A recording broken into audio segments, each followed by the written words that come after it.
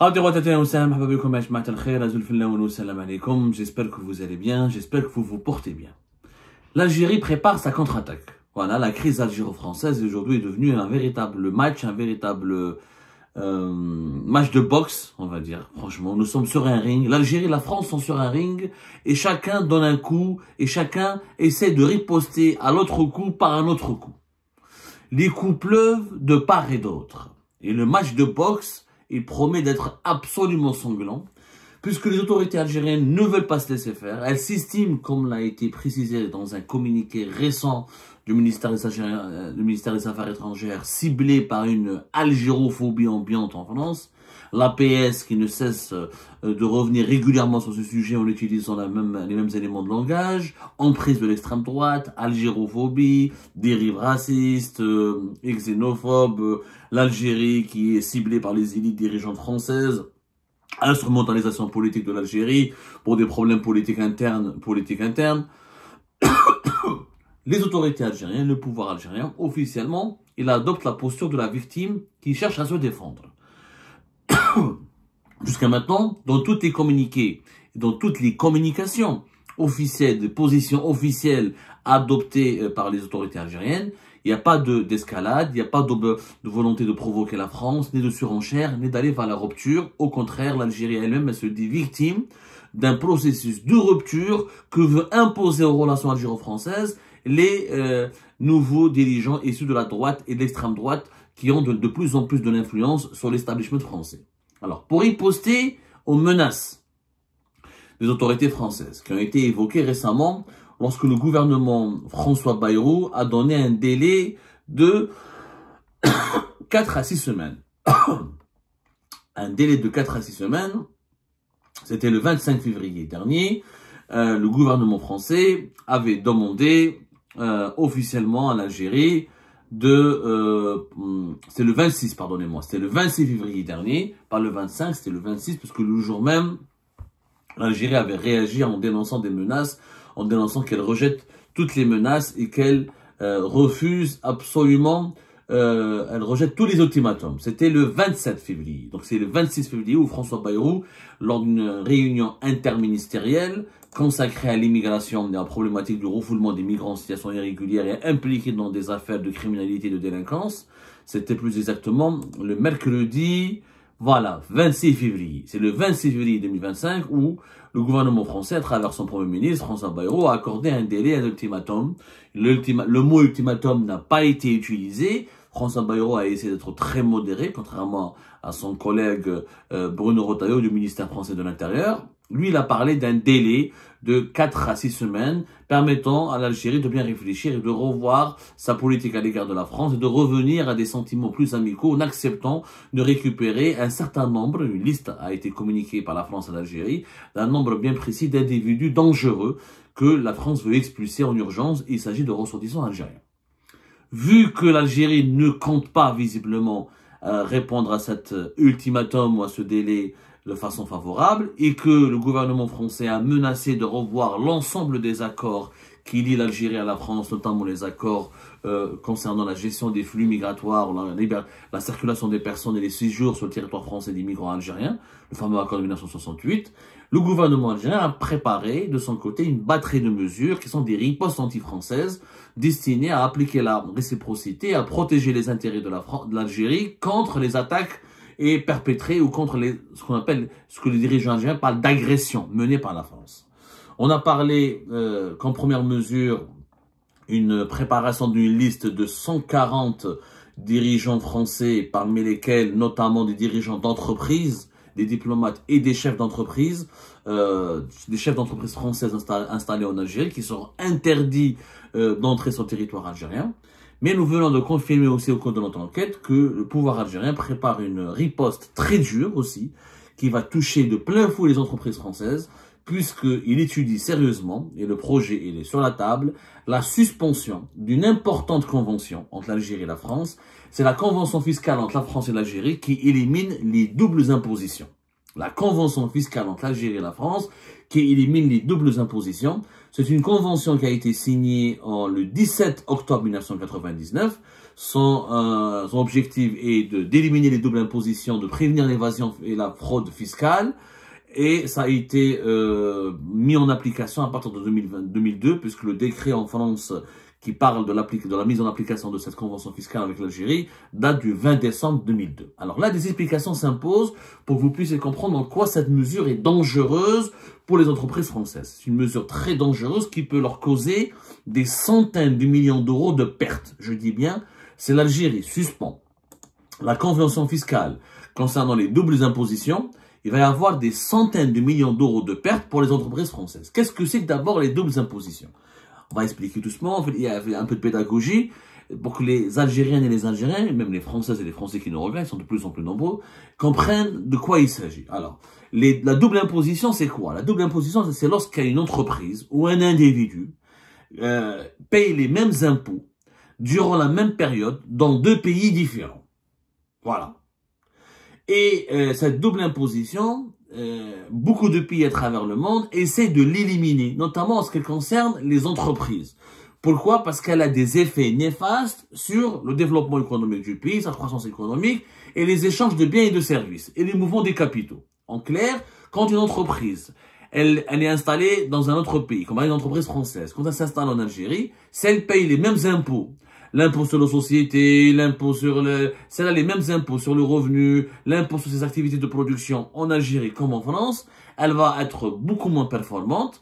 Donc, ses investissements seront pénalisés, son chiffre d'affaires sera pénalisé, ses bénéfices seront pénalisés. Donc, elle ne pourra pas apporter ou développer son activité comme il se doit. Donc, elle ne pourra ni faire gagner à l'État algérien des recettes importantes, puisque si elle paye beaucoup d'impôts, elle va pas créer beaucoup d'emplois, elle pourra pas investir beaucoup, ni l'État français n'est gagnant, parce que si ces entreprises françaises, elles payent beaucoup d'impôts en France, comme elle pourrait, et elle va payer beaucoup d'impôts en Algérie, elle serait aussi perdante, puisque son chiffre d'affaires va baisser, et quand on dit le chiffre d'affaires baisse, les recettes fiscales tirées des impôts depuis l'État français, pour l'État français, vont baisser. Donc beaucoup de pays à travers le monde, et font ce qu'on appelle des conventions fiscales pour éliminer la double imposition. C'est-à-dire quand une entreprise française s'est installée en Algérie, pour investir en Algérie, pour créer des emplois en Algérie, l'État algérien conclut avec la France une convention de double imposition pour éliminer les doubles impositions. Quand cette entreprise française, ce qu'elle paye en France, elle ne va pas le payer en Algérie. Et vice-versa, grâce à cette convention fiscale, éliminant les doubles impositions, normalement, l'entreprise algérienne, quand elle s'installe aussi en France pour investir en France, elle va pas payer les mêmes impôts qu'elle paye en Algérie. Voilà globalement l'objectif. Sauf que malheureusement, cette convention, elle profite, malheureusement, attention, je dis malheureusement entre guillemets, pourquoi je vais le dire, je vais vous expliquer, elle profite davantage aux entreprises françaises qu'aux entreprises algériennes. Pour une raison simple, parce que les entreprises algériennes, il n'y en a pas beaucoup qui investissent à l'étranger, c'est pratiquement très peu, mais à part Civital et quelques sociétés vraiment des cas limités. Là, et les entreprises françaises, l'économie française, elle est extrêmement puissante, c'est parmi les 10 économies les plus puissantes du monde, et la France avec l'Allemagne, les États-Unis, la Chine, le Japon, la Grande-Bretagne, et les Émirats arabes unis, l'Arabie saoudite aujourd'hui, la Russie, la Chine, c'est parmi, pas la Russie, la Chine surtout, un peu le Brésil, etc., parmi les plus grands pays qui investissent à l'étranger. Parmi les plus grands bailleurs de fonds ou émetteurs d'investissements directs étrangers. Donc, cette convention, elle offre des privilèges pour les entreprises françaises installées en Algérie, pour qu'elles ne payent pas beaucoup d'impôts. Exemple, vous allez me dire quels sont ces avantages. Donc, grâce à cette convention fiscale, entre les deux pays, les entreprises françaises installées en Algérie, elles sont exonérées de la retenue à la source de 40% sur le chiffre d'affaires. Ils ne payent pas les fameux 40 chiffres d'affaires de retenue à la source sur leur chiffre d'affaires, on appelle dans le cadre de l'IBS. L'IBS, c'est l'impôt sur la société. Donc, il y a une retenue à la source dans le moment de 24%. Et eux, ils ne la payent pas. Les entreprises françaises qui réalisent leurs activités en Algérie, elles sont exonérées de cette retenue à la source de 24%. L'imposition sur les dividendes, normalement, quand une entreprise française fait des dividendes, elle doit payer 15%. Les dividendes, c'est des bénéfices qui sont, je rappelle, versés aux actionnaires. Et ben en Algérie, grâce à cette convention fiscale entre l'Algérie et la France, les entreprises françaises en Algérie, au lieu de payer donc une impôt à 15% sur les dividendes, elles payent uniquement 5%.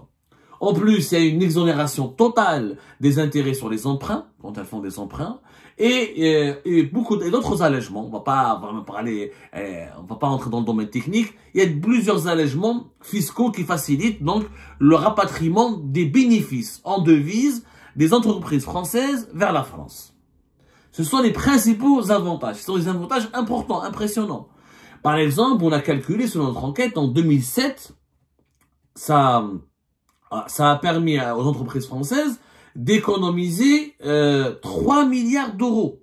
3 milliards d'euros. En 2007, les entreprises françaises étaient très dynamiques en Algérie. Il y avait Renault, qui était le premier vendeur de voitures, Peugeot aussi parmi les 3 ou 4 grands vendeurs de voitures. Il y avait Lafarge, il y avait beaucoup de sociétés Saint-Gobain, des sociétés françaises qui étaient actives. L'Algérie était en pleine croissance économique, il y avait un boom économique. L'Algérie devait tout reconstruire, devait tout se relancer après une décennie noire où le pays était carrément à l'arrêt. Donc les entreprises françaises, grâce à cette convention fiscale entre les deux pays, signée en fin 1999 et mise en application à partir de 2002, signée à Alger le 19 octobre 1999, ça a permis donc aux entreprises françaises de gagner beaucoup d'argent, d'économiser même 3 milliards d'euros. C'est pas n'importe quoi. Alors aujourd'hui, les années sont passées, les activités financières et économiques des entreprises françaises ont beaucoup baissé, et aujourd'hui on estime que l'économie réelle annuellement, réalisée par les entreprises françaises présentes en Algérie, il y a plus de 450 entreprises françaises présentes en Algérie, je signale, dont une soixantaine, presque 70 dans le secteur de l'énergie, lié au pétrole et au gaz. Ça représente actuellement 800 millions d'euros d'économie, grâce à cette convention fiscale entre les deux pays qui élimine les doubles impositions. 800 millions d'euros, ce n'est pas rien. C'est très important. C'est beaucoup d'argent. Et bien justement, comme c'est beaucoup d'argent, comme c'est important, comme les entreprises françaises sont gagnantes, et ben l'Algérie, malheureusement, le gouvernement algérien va essayer il pense sérieusement à suspendre au départ cette convention, ensuite à éliminer les privilèges dont bénéficient les sociétés françaises, à réviser ces privilèges pour leur imposer une taxation beaucoup plus forte. C'est-à-dire que ils vont avoir une retenue à la source de 24%, ils vont imposer un pourcentage élevé sur les dividendes et les intérêts. Il y aura plus de privilèges pour les sociétés françaises. Du coup, l'économie c'est 800 millions d'euros qui sont économisés annuellement, ils vont disparaître et les entreprises françaises vont les perdre. Ce qui représente beaucoup d'argent. Je répète encore une fois, c'est 450 le nombre d'entreprises françaises qui sont présentes en Algérie, les Danone, les banques Société Générale, les BNP Paribas. On connaît tous maintenant. Les sociétés françaises sont très connues en Algérie, vous les connaissez, elles sont extrêmement cotées. C'est un coup fatal que le gouvernement algérien pourrait porter aux intérêts économiques français s'il applique cette menace de suspendre la convention fiscale éliminant les doubles impositions entre les deux pays. C'est vraiment un coup fatal. Pour les entreprises françaises en Algérie, elles vont énormément souffrir. Elles vont payer plus d'impôts, elles seront plus taxées, elles perdront plus d'argent et elles seront donc beaucoup moins compétitives face à leurs concurrents turcs, chinoises, indiennes ou asiatiques et d'autres pays européens ou du continent américain. C'est une mauvaise nouvelle, effectivement. Pour l'Algérie, c'est une manière de faire mal à la France, puisque ce combat est un peu inégal. Mais le régime algérien est intelligent. Il sait qu'il ne pourra pas sanctionner les dirigeants politiques. Parce que la France, pour le moment, elle a adopté une stratégie qui est de viser uniquement les dirigeants, de ne pas viser la population. Pour le moment, aucune mesure visant la population algérienne directement n'a été adoptée. Le jet des visas, ça n'a pas été encore adopté. Les touches à Algérie, ça n'a pas été encore adopté. On en parlera plus tard, des menaces que la France risque d'appliquer contre la population algérienne. Mais comme les dirigeants algériens ne peuvent pas riposter contre les dirigeants français. Parce que les dirigeants français n'ont pas d'intérêt en Algérie. Les dirigeants français, encore une fois, ne viennent pas en Algérie passer leurs vacances, n'inscrivent pas leurs enfants dans les écoles algériennes, ne viennent pas faire du shopping en Algérie, ils n'ont pas d'appartement, de villa ou secondaire en Algérie. Pour eux, l'Algérie, ils y vont juste pour des visites officielles. Sinon, ça ne les intéresse même pas. Donc, pour faire mal à la France, l'Algérie ne peut pas se contenter uniquement de sanctionner les dirigeants. La réciprocité que l'Algérie doit appliquer, elle n'aura aucun sens. C'est-à-dire, allez, j'interdis aux dirigeants politiques français de venir chez moi. Et personne ne vient chez nous. Il n'y a pas de tourisme, de villa, d'investissement des dirigeants politiques français, etc. Donc, pour faire mal à la France, l'Algérie va utiliser l'arme économique. Elle va s'en prendre aux entreprises françaises, aux intérêts économiques français. Pour faire mal à la France, pour lui faire perdre de l'argent. Quand ces entreprises françaises vont perdre de l'argent, elles vont protester. Quand ils vont protester en Algérie, ils vont leur dire les autorités algériennes, mais allez voir avec vos dirigeants. Ce sont vos dirigeants qui nous attaquent. Si on n'a pas été attaqué par vos dirigeants, on ne va pas nous se venger contre vous. On va pas vous sanctionner. Donc les entreprises françaises, comme ça, elles vont se regrouper. Et le MEDEF c'est le patronat français, c'est un immense lobby politique aussi. Il va exercer des pressions sur les autorités françaises pour leur dire attention, cette bagarre avec l'Algérie, c'est pas important, c'est grave. Pour nous, vous nous causez du tort. L'Algérie, ça reste quand même parmi les principaux partenaires commerciaux africains de la France. Je crois que c'est le deuxième partenaire commercial en Afrique de la France, ou le troisième. Donc, les entreprises françaises ne seront pas du tout contentes. Elles vont protester sérieusement. Elles vont vraiment... Voilà, l'Algérie a été le deuxième débouché des exportations françaises en Afrique, derrière le Maroc. Et devant la Tunisie. Ça, c'était pour l'année 2024. Hein. Donc, c'est très important pour les entreprises françaises. Donc, c'est ça la stratégie machiavélique du régime algérien. De ne pas attaquer contre... Il sait qu'il ne peut pas que s'en prendre aux dirigeants politiques français, qu'il ne peut pas faire de bras de fer avec les dirigeants politiques français, donc il s'en prend aux entreprises françaises. Est-ce que c'est de bonne guerre? Moi, je ne peux pas applaudir, parce que les entreprises françaises, elles créent des emplois. S'il y a 100 000 emplois directs et indirects qui vivent des entreprises françaises en Algérie. Donc, si on affaiblit les entreprises françaises, on va affaiblir les ménages algériens, les salariés algériens qui vivent de ces entreprises. L'idéal serait encore une fois que les deux pays se calment le jeu, se négocient paisiblement et se réconcilient. Et ils laissent les Algériennes et les Algériens, les Françaises et les Français travailler paisiblement, créer de la richesse ensemble, créer des passerelles ensemble, parce qu'il y a tant d'intérêts économiques, notamment en économie, dans le business, et nous avons tant d'intérêts communs. L'avenir économique de la France serait avantagé, favorisé par le développement de l'Algérie. Et le développement de l'Algérie dépend lui aussi des investissements étrangers français qui pourront se faire en Algérie. L'Algérie, quand elle va se développer, fera le bonheur de la France et la prospérité de la France fera aussi le bonheur de l'Algérie. Mais ça, les dirigeants politiques n'arrivent pas à le comprendre parce qu'ils sont aveuglés par leurs mésententes et leurs intérêts et leurs feuilles de route uniquement personnelles.